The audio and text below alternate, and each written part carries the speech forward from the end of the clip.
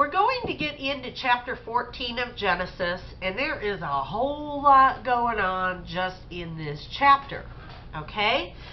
So, you may have heard part of the story, but maybe you haven't heard the whole story. So, what I've done is I've broken down some of the meanings of some of the names here, and I need to deliver this to you in a way that isn't going to kill the whole storyline.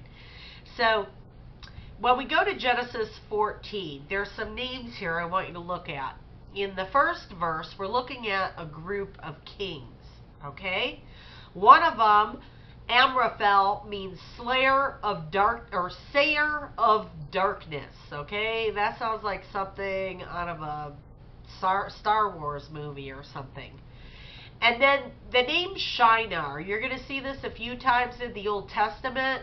Shinar really is Babylon or Chaldea. But way back during the times of the Sumerians, it was called Shinar. So that's really the ancient name for that city. Then we're going to mention a king named Arioch.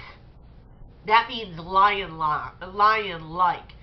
Think of the lion men of Moab, okay?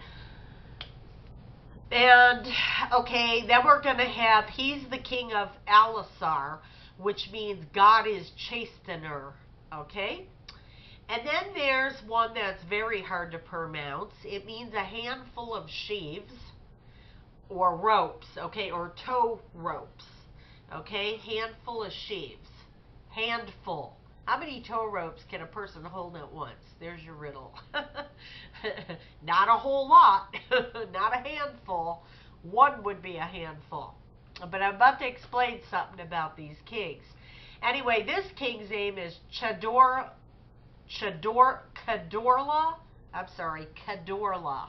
Kedorla Omer. Okay? And he was the king of Elam. And title is the king of nations, meaning great son. Not great as in, isn't he terrific? No, means huge. Okay, what is going on in verse 1 is they're mentioning all these kings. And each one of these kings, each one of these kings, these are tribes of giants, okay? These are not just regular people, okay? This isn't just a group of, tyrants somewhere that just want to wreak havoc. This is a group of giants, okay? These are different, like, nationalities of giants. Anyway, so what we're looking at here in verse 14, or chapter 14, verse 1, is we're looking at just all these nations of giants. It says, "And in the past came the days of Amraphel, king of Shinar, Arioch, king of Elasar, and Kedorla Omer, king of Elam, and Tidal, king of nations," or chief of various nations, okay? "That these made war with Bera, king of Sodom, and with Bersha, king of Gomorrah." Okay? What does Bera mean? Okay, Bera was the king of Sodom, and his name meant son of evil. Okay? And let's see. And Bersha, the king of Gomorrah, it means with iniquity. So now you got these two kings, okay? Son of evil and with iniquity, running Sodom and Gomorrah. But then you have all these groups of giants over here in the first chapter that they're huge, okay? And I have reason to believe that the ones in Gomorrah and Sodom may have been as well. But I don't know. Maybe they weren't. But I know that the first group in the first verse, those are all giant tribes. So what happens is, when we go to verse 3, or verse 2, it seems that these made war with the king of Sodom and the king of Gomorrah. Okay, and Sinab, king of Admah, and Shemar, king of Zebulun, and the king of Bela, which is Zor. Okay, these all have meanings to these names too, but this is Sodom, Gomorrah, and these last ones that I mentioned, they're all another area and group. Okay? So, what do their names mean? Just to give you an idea. Okay. Shinab, king of Admah, means splendor of the Father. Not too bad.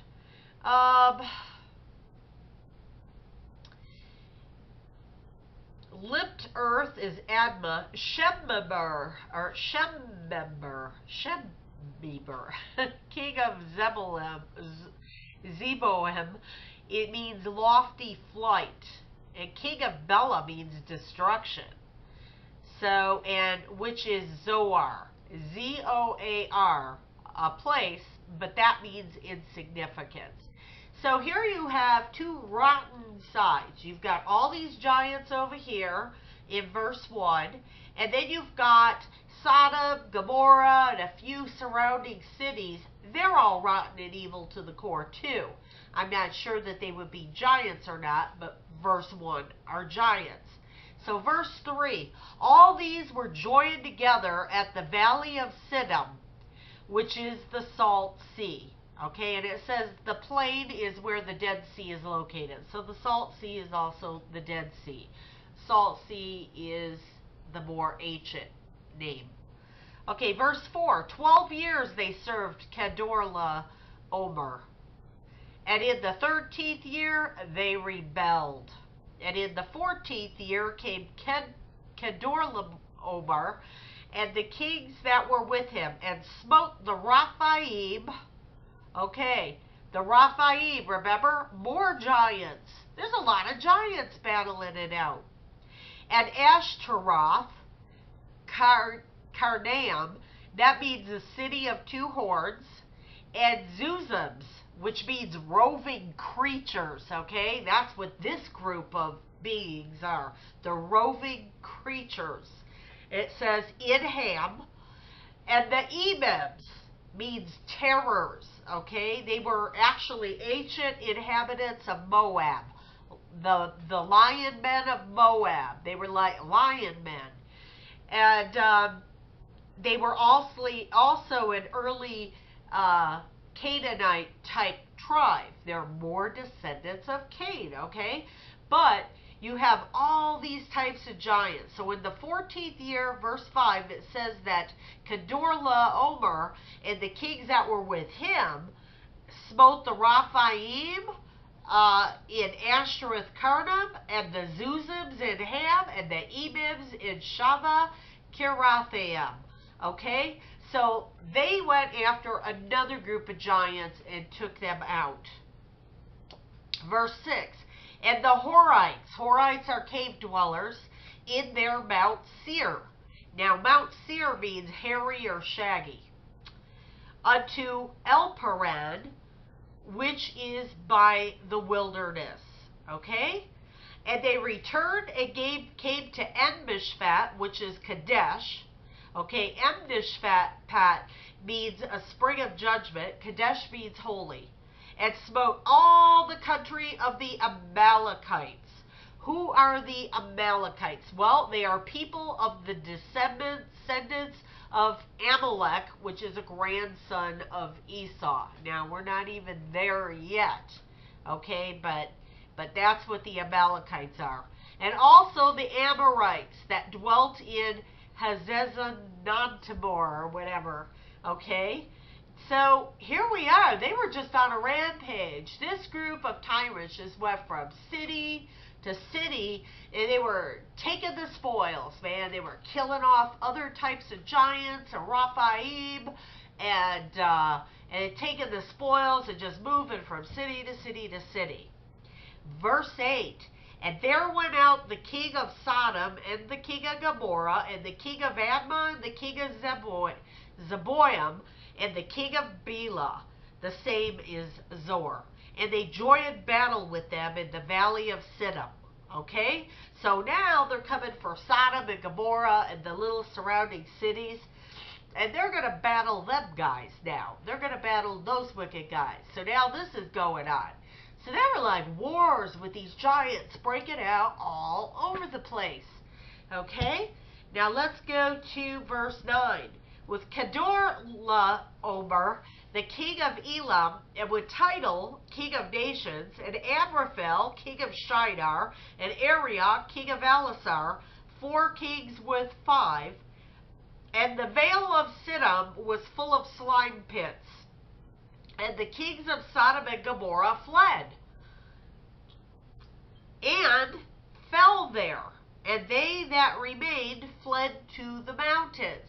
So what happened is that this Kedorlaomer and this whole group, all those ones we mentioned in verse 1 of Genesis 14, they go on this killing spree. Because, you know, they kill off the land of people, they collect the spoils, and it's theirs, okay? And these are groups of giants. So when they get the spoils, they're getting food too. Food's important. Takes a lot of food to feed giants, right? So now they've just gone from area, regional area, all these different areas, and eventually they make their way to Sodom and Gomorrah, okay? And then they take out those 2 kings, okay? And I mean, whoever was left in that battle just took off and fled for the mountains, okay? So it says, and on verse 11, and they took the goods of Sodom and Gomorrah, and all their victuals, and went their way. Victuals are food. They took all the food, went their way, you know. Food is important to them, just like your pets at home. My husband and I, we always joke around and we say, you know, food is love when it comes to our cats and dogs. And that's love. Nothing else. That's all they care about. Give me food. Give me food. So, this is the spoils they're taking. Food, you know. Takes a lot. Feed these giants. Okay, now, verse 12.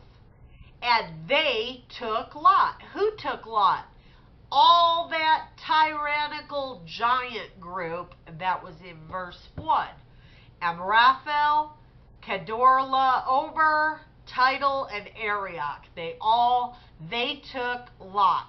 It says Abraham's brother's son. Okay, good. I'm glad it said Abraham's brother's son, because they make a mistake a little while later and call him his brother. Okay, so they took Lot, Abram's brother's son, who dwelt in Sodom, and his goods, and departed. They took him captive. They took everything he owned, too. And there came one that had escaped, and told Abram the Hebrew. Now, I'm going to stop right here. Have you ever heard of the Black Hebrew Israelite movement? There's like this movement of people now. You'll see them all over online. Actually, yeah, all over online. You can find them all over YouTube, where now there's this movement that says that the real Israelites are black. Okay? So now they're like, oh, you know, it isn't the white man and this and that. And it turns into a whole racial issue here. Okay? This is where they pick this up at. Because Abram, it says right here, and told Abram the Hebrew. And so, anyway, this is where that the Israelite movement comes from. Okay, it says, for he dwelt in the plain of Mamre, the Amorite, brother of Eshcol, and brother of Aner, and these were confederate with Abram. So I have reason to believe that these are also a form of giant, but they were citizens and rulers with Abram, okay? It's just a cluster of them. But, you know, they didn't have any issues, okay? Abram did his thing, they did their thing. You know, he just kind of, I guess he minded his own business, but he was okay dwelling in his area. Okay? And when Abram heard that his brother, it says that his brother was taken captive, it's his nephew, he armed his trained servants born in his own house. He didn't take the other inhabitants of that area with him, you know, because the ones that I just mentioned. Okay, he didn't take any of them with him. He just took the members of his own home. Okay? 318, and pursued them unto Dan. Dan means judgment, okay? Or judge. Okay, and I'm assuming that Dan there is a city.